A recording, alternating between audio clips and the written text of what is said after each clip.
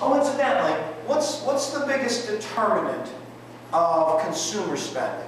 What determines consumer spending? Income is the biggest determinant. Right now, that's a Keynesian notion. When income goes up, so will consumption, but not as much. Right? So income is a big determinant. If your income goes up, so will consumption, but not as much. Right? That's a big determinant of consumer spending. Is there anything besides income that can alter consumer spending? Well, not price. I mean, that's going to move you along the demand curve, right? I mean, your price can make consumers want to spend more or less, right? But when we say, if we hold price constant, besides income, what else? Yes? I don't know, like tastes? Well, that's more of a micro issue, but we would say this, confidence, right? I mean, if consumers are confident in the economy, if they are confident in the stock market, if they are confident, in the political situation, then they are more likely to spend. If they are less confident, then they may be less likely to spend. Right? There is also even something called the wealth effect. Remember we said, like today, the stock market went up 404 points, and people say, well, gee, I made a lot of money. Let's go out and have dinner. Let's go out and buy a toaster. Because we made a lot of money, right? Now, so that's something that could affect consumer spending. I would, if I were studying for the macro test, I would take a look at the kind of things in your textbook that talk about determinants of consumption. What are the things they list as determinants of consumption? And I definitely would look at those things that are listed as determinants of investment. Right? Now, investment spending is different than consumption. It is a component of aggregate demand. Investment spending is the amount of spending that businesses want to do on capital. Right? We are businesses, and we are going to buy some finished products. A lot of what businesses buy are intermediate products. I'm going to buy this and this and this and put it together and produce a product and sell it to you. But I'm also going to buy equipment. I'm also going to buy new technology. I'm also going to build new buildings or factories, or remodel those buildings or factories, or revise my, the technology I have. And I'm going to spend on final production. And this is generally called investment spending. And investment spending is on capital. Now, what's the biggest criteria? What's one of the biggest things that determines investment? Interest rates, right? And interest rates are always the little I, right? Little I. Two types of interest rates, correct? Nominal and real.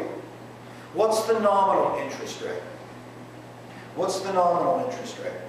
The nominal anything is just what it is, right? So if I go to the bank and the bank says, listen, Mr. Businessman, it's going to cost you 10% interest to borrow this money in order to buy this capital. What's the nominal interest rate?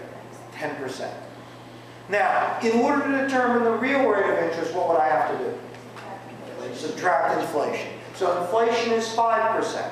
So I say, oh, you want 10% interest to borrow this, but inflation is 5%. The real rate of interest would be 5%. Now, let me ask you this question, because this is something we can't branch into tonight, but we'll probably maybe do tomorrow after school.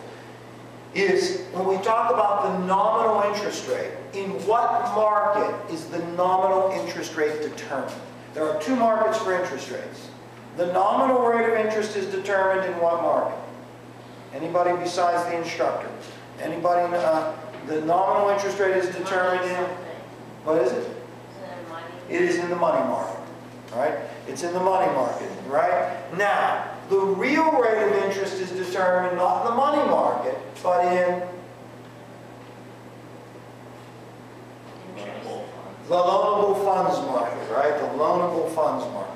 So the real rate of interest is determined in the loanable funds market. The nominal rate of interest is determined in the money market. Typically, firms are more likely to respond to the nominal rate of interest, or excuse me, to the real rate of interest, right? When they make investment decisions. And so the real rate of interest is an important factor in how much firms decide to spend. It's not the only factor, though. Again, another factor is confidence. If firms are not confident in the economy, they don't care what the real or nominal rate of interest is, they won't spend to expand their plant capital. The best example of that would have been the Great Depression, right? Now, besides consumption and investment, we also have government. And government spending is the spending that all levels of government do. The reason we're not down in the LGI is they're having a big budgetary powwow down in the LGI about the Gateway School District. The rest of the Gateway School District has a budget. They're having a budgetary powwow down there. And so Gateway is going to spend literally $60 million next year. I think 60 million, 40 million, 60 million, 50 million, something. That's a lot of money, right? Well, when they spend that money, they have to buy something. You know, I mean, they just don't throw it down the drain. They're purchasing something with that $50 million. So this represents a part of demand. They are a demander, right? The federal government demands, state government demands, county government demands. The collective demand of all those levels of government represents a part of total demand for goods and services, right? Now, what determines that generally is the will of kind of the majority. You know, what do we want to buy? I mean, you know, sometimes war or natural disasters can increase spending, but more often than not, it's kind of the political circumstances. I mean, sometimes, you know, the political regime is elected that pledges to spend more money. Sometimes a political regime is elected that pledges to spend less money, right? You know, so the will of government sort of determines how much this will be. Now, remember, this is what we said is the easiest of these components to manipulate. If we want to manipulate aggregate demand, the easiest component to manipulate is government spending. And that's fundamental government spending to that all-important fiscal policy that is a part of what could be used to manipulate aggregate demand. Right? Now there's one other component, and that is net exports. Right? And net exports are exports minus imports. Right? Now, exports are the products that are produced here and sold to the world, and imports are the products that are produced in the world and sold here. Right? And when we take net exports, we take the value of what is produced in the world, or produced here and sold in the world, and we subtract from it from what is produced there and sold here, and we get net exports. Right? Now, obviously, if net exports are positive, right? Positive and exports go up and imports go down, then aggregate demand goes up. If net exports are negative, then it goes the other way. What's one of the biggest determinants of net exports? One of the biggest determinants of net exports. That's right, the value of the dollar. Right? The value of the dollar. How valuable is the dollar?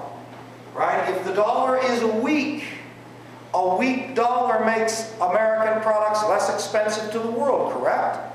So if the dollar is weak, like it is now, right? Like it is now, a weak dollar makes American products cheap. And even if you follow the news a little bit, you know, they say that much of the recovery, a fourth of the economic recovery that seems to be going on, is export-driven. Where the United States is selling, manufacturers here in the United States are producing things that the world is buying. And why is that the case? Because the dollar is weak, right? I mean, one of the big fears about the whole Greek thing, you know, that's happening is that this might undermine the value of the euro. So if the euro depreciates against the dollar, no longer will the Europeans see American products as less expensive, and this might dampen economic activity here. Now, the AP is big on this now. They are very, very big on this foreign sector. And we spend a lot of time on it. You know, we spend a lot of time talking about trade, talking about the foreign sector. I mean, some elements of the foreign sector you could see in both tests. Things like comparative advantage, absolute advantage, those are fundamental economic concepts that you could see in either test. Right? You could see in either test. Import quotas and duties and things like that, more likely in micro. Things about the value of currency and how that affects total spending, more likely in macro. Right?